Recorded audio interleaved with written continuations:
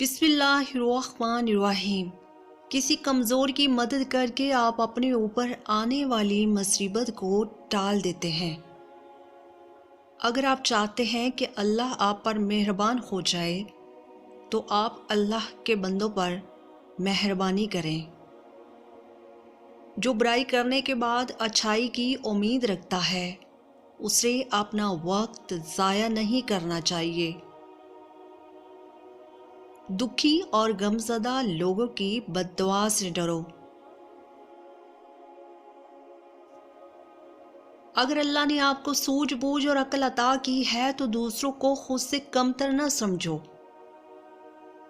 اللہ کسی شخص سے اس وقت تک راضی نہیں ہوتا جب تک لوگ اس سے راضی نہ ہو۔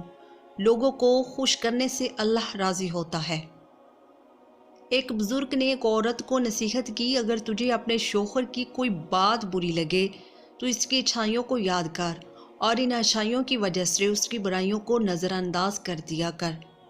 جب آپ کسی نااہل کو کسی اونچے عہدے پر دیکھیں تو خاموش رہیں، کیونکہ عقل مندوں نے ایسے موقع پر خاموش رہنے کی ہدایت کی ہے۔ اکثر لوگ عام طور پر ظاہر کو دیکھ کر اندازہ لگاتے ہیں اور باطن کو نہیں دیکھتے۔ لوگوں میں بصارت ہوتی ہے لیکن بصیرت بہت ہی کم لوگوں میں ہوتی ہے۔ جو شخص گھٹیا چیز کی تعریف گھٹیا طریقے سے کرے وہ خود بھی گھٹیا ہے۔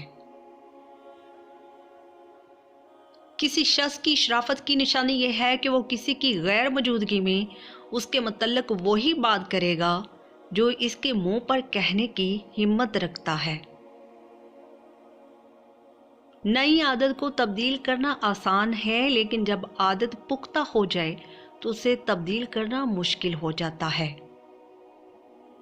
دنیا عارضی ہے، یہاں کچھ بھی مستقل نہیں ہے۔ ہر چیز اور خوبصورتی مٹی میں مل جائے گی لیکن آپ کے نیک اعمال ہمیشہ آپ کے ساتھ رہیں گے اور یہی آخرت میں آپ کی بخشش کا ذریعہ بنیں گے۔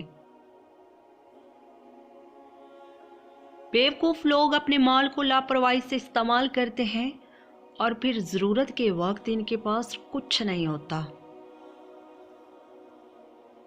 اپنی کامیابی اور اپنے مقام کو اپنا کمال اور اپنی خوبی نہ سمجھے، بلکہ یہ آپ پر اللہ کا خاص کرم ہے۔ اس لیے اللہ کا شکر ادا کریں کہ اس نے آپ کو یہ مقام اور مرتبہ عطا فرمایا۔ وقت کی قدر نہ کرنے والوں کو اپنی غلطی کا احساس تب ہوتا ہے جب وہ دوسروں کی کامیابی دیکھتے ہیں۔ حکم ماننا عقل مندی کی نشانی ہے، جبکہ حکم کی خلاف ورزی کرنا محرومی کا باعث بنتا ہے۔ خوش نصیب شخص کبھی حکم عدولی نہیں کرتا۔ یہ بات یاد رکھیں، جب آپ دوسرے کو اپنا نشانہ بناتے ہو تو وہ آپ بھی کسی کے نشانے کا شکار بنتے ہو۔ اللہ کی طرف سے ملنے والی تمام خوشیوں، نعمتوں اور صحت کا شکر ادا کرنے کا بہترین طریقہ کہ ضرورت مندوں کی مدد کریں اور ان کے ساتھ مہربانی سے پیش آئیں۔ کام کھانا کھاؤ تاکہ تم علم اور شعور کی روشنی کو پا سکو۔